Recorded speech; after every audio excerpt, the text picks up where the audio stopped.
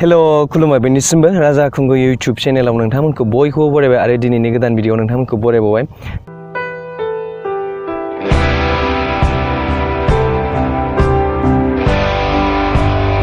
दा दिनैहाय सानडेनि कमेन्ट्स बक्सनि भिडिअ जागोन बाहाय। दा सानडे कमेन्ट्स बक्सआ बोरै जायो होनबा खनसे नोंथांमोननो खिथाबावसै। जायनाखि जायखिजाया भिडिअसफोराव नोंथाङा आंनो कमेन्ट्स खालामदोंमोन दा बेफोरखौनो माखासे मोनफा मोननै पिकआप खालामनाय जायो। दा सिगां बुंखाबावनाय जाबाय नोंथांमोना जायनि कमेन्ट्सफोरखौ पिकआप खालामाखै नोंथांमोना गाज्रि मोननो नाङा। दा माखासे बुस्थुफोरा नोंथांमोननि थाखाय रिप्लाइ खालामथावजोबजाया। मानो होनोब्ला रिप्लाइ खालामजोबजाया बोरै होनोबा दा जेनेबा माबा मोनसे फिसा सोंबाय दा बेखौ नोङो लिरनानै होनांगौबानो एसे गोलाव जायो। ओमफ्राय नों दा नैबे भिडिअआवबो नोङो बिराद बुरजा कमेन्ट्सफोरखौ पिकआप खालामनायाव बाहाय कभार खालामजोबनो हानो नागिरा। दा बेनिखायनो अबेबा नोंथांमोननि सोंनायनि एन्सारा बाहाय थायाबो जानो हागौ। ओंखायनो बेखौ उनावहाय आङो लासै आलदा मोनसे भिडिअ खालामलांनो नाजाबाय थागोन। दा बेखौ नोंथांमोना गाज्रि मोननो नाङा। आरो बुंखाबावनाय जाहैबाय माखासे आगोलनि जानाखि कुइसनफोरा माखासे आगोलनि भिडिअसफोराव अनेक रिप्लाइ होखानाय दं। दा नोंथाङा जुदि नुवाखैबा बाहाय नायफिननो हागोन। ओमफ्राय दा दिनै सानडे कमेन्ट्स बक्सआव नोंथांमोनखौ बरायबाय। दा आरो मोनसे खोथाबावा जाहैबाय नोंथांमोननि जानाखि नोंसोर कमेन्ट्स खालामनाय दा जेन'बा नोंथांमोना फेसबुकआव होयो इन्सटाग्रामाव सोङो आरो नोंनि इउटुब सोंखायो। दा नों गासिबो रोखोमनि कमेन्ट्सफोरखौ रिप्लाइ खालामजोबनांगौआ बिराद प्रब्लेम जायो आंनि थाखाय। दा भिडिअ बानायनो खुनुरुखुम टाइम मेनेज खालामनो बिराद प्रब्लेम जायो आंनि थाखाय। दा नोंथांमोननोबा रिप्लाइ हरजोबनांगौबा बिराद प्रब्लेम जायोना। आं ओरै लामसाम ओरै माबानानै ओरै होनानै स्क्रल खालामनानै नायलालाङो। ओमफ्राय बिदिनो बबेबा थाब जानाय बुस्थुखौ रिप्लाइ खालामो आं। दा दिनैनि बारा गोबाव टाइमखौ लस खालामना दिनैनि कमेन्ट्सआव फैदो। बिकास बर'आ सोंदों आंनि मोनसे रिकुवेस्ट आदा एभरि सानडे खालि जब आपडेट एबा आपकामिं जबनि आपडेट्स होबाय था। आइ एम फ्रम नलबारि आसा खालामबाय नेक्स्ट सानडेआव एन्सारखौ मोनगोन। दा बिकास बर' नोंथां दा गासिबो रोखोमनि आलादा अनेक केटेगरिसनि माखासे इउटुब चेनेल दंखायो। दा बाहाय नोंथांमोना मोनगोन जायनाखि जब आपडेट्सफोरखौ। दा आंनियाव नों जेनेबा आंनियाथ' नोङो बाहाय आंनिया लाइफस्टाइल ब्लग ट्रेभेल ब्लग्स बेफोरनिसो सोमोन्दै जायो। दा बाहाय जुदि जबनि आपडेट खालामबा जायनाखि चेनेला मोजां जानाय नङा आरोना। उल्थां फाल्थां बिदि मिक्सआप जायोबा नायग्राफ्रा भिउवार्सफ्रा इन्टारेस्टिं मोननाय नङा। दा बेनि थाखायनो आं माखासे बेफोरखौ खालामना आंनियाव बिदि जाया। दा नोंथांमोना दस्रा चेनेलाव थांनानै नोंथांमोना आपडेट्सखौ नायनो हागोन। दा नेक्स्टआव दङ ग्रिन बड'लेण्डआ सोंदों आदा राजाखुंगुर नोंथाङा अननानै खिन्थानो हागोन नामा जोंनि खाथि एरियायाव टेटु रिमुभ खालामग्रा मानसि एबा डक्टर दं नामा? प्लिज काइन्डलि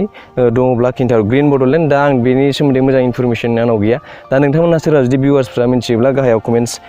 खालामनानै खिन्थाबानो जाबाय। जायनाखि टेटु आखिनाय बेखौ खोमोरनायनिसो नांगौ। जों सोरबा जुदि खोमोरग्रा डक्टरफोर दङब्ला बेनि सोमोन्दै नोंथांमोनहा गाहायाव खिन्थाबानो जाबाय। ओमफ्राय बिहुला बसुमतारिया सोंदों आदा जोबोद मोजां मोनदों नोंनि भिडिअखौ नायनानै आदा आंबो मिथिनो लुबैदों नों भिडिअ खालामब्ला रायज्लायबाय थानाय समाव नों मिउजिकखौ बोरै सोसननो हायो अन्नानै खोन्थाहरलाय आदा मा एप्सजों जायो बे। बिहुला बसुमतारि दा जायनाखि भिडिअखौ शुट खालामो बेयो गासिबो सिनेमाखौ बोरै खालामो बेबायदि खालामनाय जायो। बिनि उनाव एसे जायनाखि मिउजिक टिउजिक बेखौ उनावहाय खालामनाय जायो। जेरै सिनेमाखौ नोंथाङा नुखाबायना माबायदि जायो जोंनियाबो बिदिनो जायो। ओमफ्राय फोरमाय बसुमतारिया सोंदों आदा आगोलनि हेन्डसेटजों नागारनाय भिडिअखौ दा गोदान हेन्डसेटआव लाबोनो हागोन ना हाया? दा नोंथां फोरमाय बसुमतारि नोंथाङा जुदि लगइन खालामबानो नोङो नोंनि जानाखि भिडिअखौ आपल'ड खालामदों बेखौ मोनफिनजोबगोन। नों लगइन खालामफिनबानो जाबाय। ओमफ्राय आरबि स्टारआ सोंदों आदा वान कुइसन साबसक्राइबारखौ मादि बारायहोनो हायो? एन्सार आदा फार्स्टआव मा खालामदोंमोन? Please reply. आरबि स्टार दा साबसक्राइबार बारायहोनायनि जेबो सर्टकाट लामा गैया। जेब्लानाखि भिउवार्स लोगो नोंथांमोनहा नोंथांनि भिडिअखौ नायनानै मोजां मोनगोन अब्लानाखि नोंनाव अट'मेटिक साबसक्राइबारा बारायगोन। दा बिनि जेबो सर्टकाट लामा गैया। नोंथाङा जास्ट भिडिअखौ खालामबाय था मोजां रोखोमनि भिडिअ खालामबाय था अब्लानो नोंथांखौ साबसक्राइबारफोरा फैगोन आरो जायनाखि भिउवार्सफोरा नोंथांखौ मोजां मोनोबा बिसोरो नोंनाव फैगोन। साबसक्राइबारफोरा जेबो सर्टकाट लामा गैया इउटुबाव। ओमफ्राय जिल क्रिएटरा सोंदों आदा पिउडिफाइ आरो इण्डियाननि टेकनिकेल गुरुजि चेनेला बेसेबां आर्निंस जायो मान्थलि? नेक्स्ट सानडे कमेन्ट्स बक्सआव पिकआप खालामदो। जिल क्रिएटर नोंथां दा बिसोरनि आर्निंसआथ' बिराद बुरजा जायो जायनाखि इउटुबनि रेभिनिउआ बिसोरनिया। ओमफ्राय बिसोरो इउटुबनि रेभिनिउनि अनगायै बिसोरना सानफ्रामबो दा टेकनिकेल गुरुजिनाथ' बेना मोनफ्रोमबो भिडिअआनो फनफोरा गासिबो कम्पानिनिफ्राय फैखायो। ओमफ्राय आरो बिनिफ्राय फैसा मोनबावो स्पन्सार्ड मानि रिभिउ खालामनायनि। बिसोरना फैसायानो एकदम बुंथावजाया आग्रां बाग्रां मा होनो आग्लाय फिस्लायसो बिसोरनिया ओरैबायदि बुरजा जायो। दानेश्वर बसुमतारिया सोंदों एक्सुवेलि आं नोंनाव गोबां सोंथिफोर सोंबाय नाथाय फिननाय गैया। जानो हागौ आंनि सोंनायफोरा नोंथांनि इउटुबजों जेबो सोमोन्दो गैया। बुंनो थांब्ला आं जाय सोंथिखौ सोंदों बे सोंथिया मोनसेबो एखे नङा। जेखि जादिया सिगांनिखौ गारबाय। दा नोंथाङा जुदि ना सारनाय आरो बेरायनायखौ भिडिअ खालामनो हायोब्ला इडुकेसननि सोमोन्दै मानो भिडिअ खालामनो हाया गावनि लाबखौ नायनायनिख्रुइ हारिनि लाब खालामनायब्ला साबसिन जागौमोन दानेश्वर बसुमतारी नोंथाङाबो आंनि साबस्क्राइबार बा नोंथाङा बुजिनांगोन जेनेबा आंनि चेनेलाव मा रोखोमनि कन्टेन्टखौ मोनो आंनि चेनेला माबा इडुकेसननि स्टेन्डार्ड बिदि नङा अबेबा मिउजिकनि खालि मिउजिकल' आपल'ड खालामग्रा बिदि चेनेल नङा अबेबा माबा मोनसे फोरोंनायनि बिदिनि माबा नङा आंनि चेनेला जाहैबाय लाइफस्टाइल ब्लग्स आरो ट्रेभेल ब्लग्स आरो फुड ब्लग जायखिया लाइफस्टाइलाव मा सोमजियो नोंनि लाइफआव बोरै सोलियो फुंनिफ्राय सिखारनानै जानाय लोंनाय बेरायनाय अबेबा थांनानै आंनि लाइफआव मा जादों दा दिनै आं ओंखाम जादों लोंदों बेरायदों ओरै थांदों दा सोरबा जोंनि गेजेराव अनेक आदा बुजा मानसिफोर दङ मानो होनोब्ला ब्लगफोरखौ जेनेबा नोंनि बेरायनायखौ नों मानो देखायदों जों बेखौ नायनानै मा मोनगोन बिदिसो ओमफ्राय जेनेबा जानाय लोंनाय माबा बेखौ नायनानै नोंनि जानायखौ मानो देखायदों बिदिसो दा लाइफस्टाइलाव नों बिदि जानाय लोंनाय गैयाब्ला नोंनि लाइफआव मा जादों जानाय लोंनाय जागोन ओमफ्राय आरो नों सोरनिबा जिबनाव नोङो अबेबा थांनाय जागोन अबेबा अफिसाव थांनाय मानसिनि लाइफआवथ' बिदिनो ना आंबोथ' सेम प्लेनेटनि वाइ प्लेनेटनि नङा दा बेबायदिनो नोंथां आलदा गावबागाव केटागरिसनि थाखायो दा बेखौसो गावबागाव खालामो दा जोंनि गेजेराव स्टेन्डार्ड इउटुब चेनेल गैयिनि थाखायनो भिउवार्सफ्रा मोजां मिथियाखै दा आलदा केटागरिसनि अनेक चेनेल दङ जोंनि बर'फोरनावबो मोजां माखासे बिराद चेनेल दं दा बिथांमोना भिउवार्सफोरा खमनि थाखायनो बिसोरो सोरबा चेनेलखौ खुलिनाय ओमफ्राय गारनानै खारलाजोब्बाय बानानै जोंनि गेजेराव बिराद मोजां इडुकेसन चेनेल दं बिसोरनि भिउसआनो खुनुरुखुम 100 फैनो नागिरा ओंखायनो बिसोरो बानानै थांजोब्बाय जोंनि मानसिफ्राबो सापर्ट होआ आरो मोनसेया जाहैबाय जोंनि गेजेराव बर'फोरनिया अभार स्मार्टआ बिराद बुरजा दं अभार स्मार्ट माखासे आदा बुरजा मानसिफ्रा ओरैबायदि दं दा नों जुदि माबा मोनसे इडुकेसननि चेनेल खालामबा नों मा इसिबां गोरों ना नोंखौसो उल्था माबा होनगोन बेबायदिसो जोंनि गेजेराव बिराद प्रब्लेम माखासे जोंनि गेजेराव बिराद जारलालै बुंजोबजाया बेफोर खोथाफोरखौ दा मा होनबावनो बाद होदो बेफोर खोथाफोरखौ आलदा अनेक चेनेल केटागरि दंखायो नोंथां माइ बिबि ब्लगा सोंदों माला जागोन आदा इउटुब मिटआपआ दा बिनि सोमोन्दै आं प्लेनिं खालामदों आरोना आंहाथ' हारसिं हानाय नङा दा जोंनि गेजेराव सोर क्रिएटरफोर दं नोंथांमोननि हेल्प नांगोन दा बाहायथ' रावबोथ' स्पन्सर खालामखानाय नङा रावबोथ' सापर्ट गैया नालाय दा माथो खालामबावनो नों जेनेबा बर'फोरनि गेजेराव जानाखि इउटुबारफोर दं बिसोरनि गेजेराव माखासे रायलायनो थाखाय आरोना जेनेबा मारै सोलिदों मादों दा बाहाय सोरबा जुदि इउटुबारफोर जेनेबा जोंखौ नायनो गोसो जानाय दा सोरखौबा लोगो हमनो गोसो जानाय सोरजोंबा रायलायनो गोसो जानाय नोंथांमोना बाहाय भिउवार्स लोगो मोन नोंथांमोनाबो फैनो हागोन दा बिनि मिटआपनि सोमोन्दै आलदा मोनसे भिडिअ बानायनांगोन दा बेखौ गावबागाव आलदा डिस्ट्रिक्टआव सासे रेसपन्सिबिलिटि लायाबा जानाय नङा जेनेबा गासै अल आसाम बड' इउटुबार्सफोरनि माखासे ज' लोगो हमलायलायनानै मोनसे प्रग्राम खालामनोबा जेनेबा नोङो आलदा डिस्ट्रिक्ट दा जोंनियाथ' अल आसामाव गासिबो डिस्ट्रिक्टनिफ्राय नों बिटिसिआवथ' बिटिसि अनेक क्रिएटरफोर दंखायो दा बिटिसिनि आउटआवबो मेरला दं ओरै अल आसाम बड' इउटुबार्सफोरनि जायनाखि मिटआप खालामनांगौबा ओमफ्राय नोंथांमोना जायनाखि इउटुबारफोर नोंथांमोना रेसपन्सिबिलिटि लानांगोन आरो सासे जेनेबा मोनसे डिस्ट्रिक्टनिफ्राय सासे दा बेखौथ' फैसा सासे जेनेबा कन्ट्रिबिउट खालामलायाबाथ' प्रग्राम खालामनो हानाय नङा जायखि अल आसाम बड' इउटुबार्सनि मिटआप खालामनो प्लेनिं खालामनाय दा बेखौ हारसिं हानाय नङा आं दा नोंथांमोना साफा जायनाखि बर' इउटुबारफोर नोंथांमोना साफा गावबागाव डिस्ट्रिक्टनिफ्राय रेसपन्सिबिलिटि लालायलायनानै जेनेबा फैसा एफा एनै जायनाखि सोर डनेट खालामो दा बिनिफ्राय खालामलायनानैसो मोनसे प्रग्राम खालामनो हागोन दा सोरबा जुदि फैसा आग्लाय फिग्लाय दङबा नोंथांमोना सोरबा स्पन्सर खालामनो हागोन ओमफ्राय नेक्स्टआव दङ बुद्धिसर बसुमतारी सोंदों ब्र' आं नोंनि गासै भिडिअखौ अरायबो नायनानै मोजां मोनो ब्र' भिडिअ मिउजिक बा एलबाम बानायोब्ला रां खामायनो हायो ना हाया एबा मुलाम्फा जायो ना जाया अन्नानै खोन्था हरदोना आंनि बे सोंनायनि फिननायखौ जोबोर मोननो लुबैदों बुद्धिसर बसुमतारी नोंथां दा मिउजिक भिडिअ खालामबाथ' फैसाया इसिबां मानि मोना माने बानायग्राफोरनाव सोंदो मानो होनोब्ला फैसा गारनानै बानायनाय जायो ओमफ्राय दा बे फैसाखौ मोनसेल' भिडिअजों मोनफिना मिउजिक भिडिअ बानायोबा मोनसेल'जों जाया दे खालामबाय थानांगौ बुरजा होमबासो नों मोनफिनगोन आरो नों मिउजिक भिडिअआव बेसेबां फैसा थांफिनो बेखौ हारसिंबासो जागोन आरोना ज' जानानै बिदि खालामबा बेखौ लाजाया ओमफ्राय जुदि नों बुरजा खालामबाय थायोबा जेनेबा कन्टिनिउ एकदम उइकलि मोनसे गाहाम भिडिअ आपल'ड खालामनो हायोबाथाय नों जाबाय आरो बुरजा खामायनो हाबाय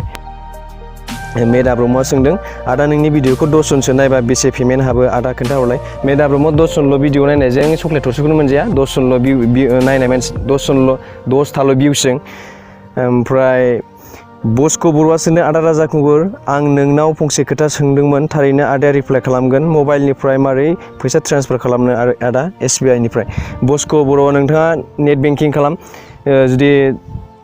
बुरजा पेमेन्टखौ ट्रेन्सफार खालामनोबा नेट बेंकिं नोङो बेंकआवनो दाथ' SBI नि बेंकआवनो खालामखायो अनलाइन दा नों बाहाय खालाम हारसिं बानायबा एसे मिस्टेक जाद्लाबायो ओमफ्राय थाब जाद्रनो नागिरा एकदम भुल जाद्लाबाय थायो नेटआबो स्पिड जानांगौ हारसिं बानायबा नों जुदि रोङाबा SBI आव थांबानो जाबाय ब्रान्च गिदिराव ओमफ्राय बेनिफ्राय इउन'आबो मोजां दा SBI निफ्राय मोनसे एप खालामदों YONO ओमफ्राय नों बेखौबो डाउनलड खालामनानै माबानो मोजां बे एकदम ट्रेन्सफार खालामनायाव थाब जायो 10,000 सिम ट्रेन्सफार खालामनो हायो ओमफ्राय राजु सरगियारि सोंदों आदा आंनि मोनसे सोंनाय आदाया गार्लफ्रेन्ड दंना गैया दङब्ला नोंनि गार्लफ्रेन्डखौ मानो खनसेबो इउटुबाव देखाया प्लिज आदा गार्लफ्रेन्डखौ लानानै खनसे भिडिअ आपडेट बानायना प्लिज राजु सरगियारि दासिम दा आंनाव दा प्रेजेन्टआव गार्लफ्रेन्ड गैया आं दा रिलेसनशिपआव इन्टारेस्टेड दंथ'ला मानो होनोब्ला आं बिदिनि थाखाय टाइम होनो हाला मानि थाखाय टाइम होनो हाया होनबा दा इउटुबनि थाखायनो बिराद खस्थ' मस्थ' जायो टाइमा आंनि मेनेज खालामनो थाखाय ओंखायनो आं बेफोरबायदियाव टाइम होनो हाला दा आंनि लोगोफोरनो आङो WhatsAppफ्राव जेनेबा फेसबुकफ्राव रिप्लाइ हरफिननो हानो नागिरा बेनि थाखायनो आं बिराद दुखु मोनो ओमफ्राय लोगोफोरजोंबो सम फन कल खालामनाय कन्टेक्ट लानो बिराद प्रब्लेम जायो आंनि थाखाय ओंखायनो आं टाइम होनो हायैनि थाखायनो बेबायदियाव इन्टारेस्टेड गैथ'ला आरो दा ओमफ्राय निस्सय नोंथां सानसे आङो जेब्लानाखि गार्लफ्रेन्ड लागोन अब्ला नैबे आंनि इउटुब चेनेलाव नोंथांमोननो देखायगोन ओमफ्राय मोनसे मोजां खौराङा जाहैबाय जोंनि भारतनि PM जायनाखि अनारेबल प्राइम मिनिस्टार नरेन्द्र मदिनि जायनाखि मोनसे मा होनो बेयो वेबसाइट आरोना बियो जायनाखि मदिनि मावनाय दांनायखौ नुजोबो ओमफ्राय बाहायनो गाव आपडेट खालामबाय थायो जेनेबा गाव दिनै मा खालामदों मा खालामाखै बेनि मोनसे वेबसाइट दं ओमफ्राय दा बे वेबसाइटनिफ्राय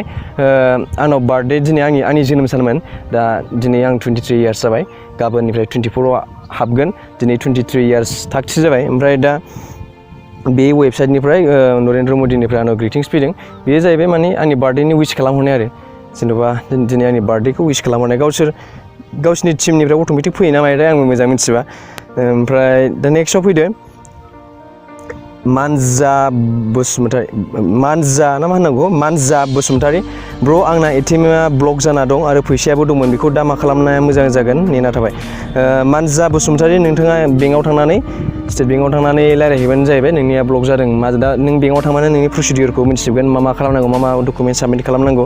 ओमफ्राय नकुल बसुमतारीया सोंदों बर'फ्रा इडुकेसननि इउटुब चेनेल गैथारा माथो ब्रा आदा बर'फोरनाव गोबां रोखोमनि इडुकेसन चेनेल दङ इडुकेसननि सोमोन्दै दा बैसोर बिथांमोनहा आगोल सिगांथारावनो बिराद दंमोन दा बिसोर भिउस फैनो हायैनि थाखायनो खारजोब्बाय दाबो दङमोन मेरला दं मोनफा मोननै ओमफ्राय दा नोंथांमोनाबो बर'फोरनि इउटुब चेनेलखौ स्टेन्डार्ड फैनो लुबैदोंबा मोजां कन्टेन्टनि जायनाखि क्रिएटरफोर बिथांमोनखौ सापर्ट खालाम अनेक बर'फोरना इडुकेसन चेनेल दं बिसोरो सापर्ट मोनैनि थाखायनो गैला बानानै खारजोब्बाय सोरबाथ' भिउसफोरखौनो फैनो हाया सोरबाफ्रा 100 भिउसखौनो फैनो हाया ओमफ्राय सोरबा एसे खुनुरुखुम जासाबो आरो बिदिनो दुफां बसुमतारीया सोंदों आदा आरके नोंनि मोनफ्रोमबो भिडिअआ नायनो रायज्लायनाय सायाव सोनारना नायनो इन्टारेस्टेड नाङो बाट आदाना खोथिया फोनायानो आखाइ सालायदों मोजां नांदों आरो आं हायद्राबादाव थायो नोंनि भिडिअखौ नुनानै बेफोरबायदि दैज्लां बोथोरनि बोहैथिखौ नुना गोजोनबाय थेंक इउ नोंथां जुदि आंनि भिडिअआ नोंथांखौ गोजोन होनो हादोंब्ला ओमफ्राय नोंनि कुइसना जाहैबाय आदानाव मोनसे सोंनाया जाहैबाय उनाव हाबा जाबा आबाद मावगोन ना मावा आरो बाजैखौ दुब्लिनि सान्दुं थिङाव दुब्लियाव माइ गायहोगोन ना गायहोआ बेथ' जोंनि बर' हारिनि कालसार आदा कालसार दुफां बसुमतारीया सोंदों माने देनां हाबा जायोबा आंनि बिसिखौ दुब्लियाव सान्दुं गोसायाव माइ गायहोगोन ना गायहोआ मा होनबावनो गायगोन फंबाय देनां हाबा जायोबा मिथिगोन नोंथांमोना सम गायहैगोन मानो होनोब्ला नायसै देनां मा जायो लाइफआव माबा मोनसे सेटेल जायोबाथ' नायसै उनावहाय गायहैगोन नोंथां सम गायहैगोन हाबा जानायनि खोथाखौ रायज्लायथ'ना नोंथां दाबो हाबा जानायनि बोथोर सफैयाखै ओमफ्राय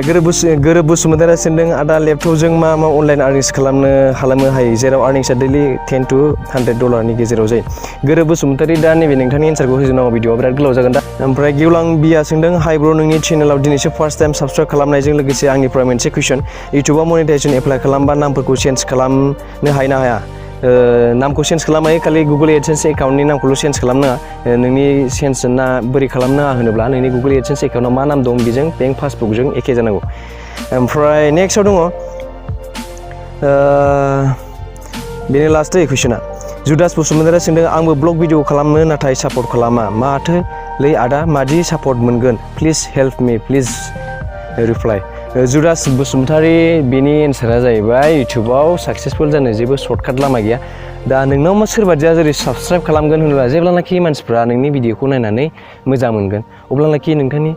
चेनेलखौ साबस्क्राइब खालामगोन दा साबस्क्राइब खालामनाया बोरै जायो होनोब्ला सोरबा नायनायाव अनेक भिउवार्सफ्रा नायो दे खिन्थु साबस्क्राइब खालामनाया बै इलेक्सनाव भट मोननाय बायदि बेखौ साननानै ला मानसिफ्रा बे साबस्क्राइब गोजा जाथुनायनि इउटुबनि साबस्क्राइब बटन थायोना बाहाय थुनो बिराद बायो ना मायो आं बुजिनो हाया जेन'बा सोरबा साबस्क्राइब खालामनो रोङा बेबो खोथा थायो ओमफ्राय जेब्लानाखि मानसिफ्रा नोंनि भिडिअखौ नायनानै जेनेबा नोंनि अबेबा मोनसे एंगेलजों जुदि नोंखौ मोजां मोनोब्ला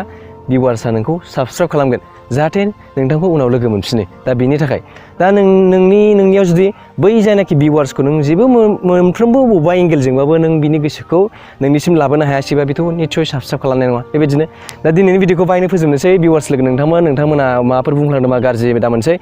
आरो निमाहा होनांगोन आंखौ आरो कमेन्ट्सफोरखौ रिप्लाइ खालामनांगौआ जोबोद गोब्राब खिथाखाबाय आं दा लास्टआव बेखौ बुंहरनो लुबैदों आङो जुलाइआव नोंथांमोनजों बयजोंबो जायनाखि आंनि भिउवार्स लोगो नोंथांमोनजों आं खनसे आंनि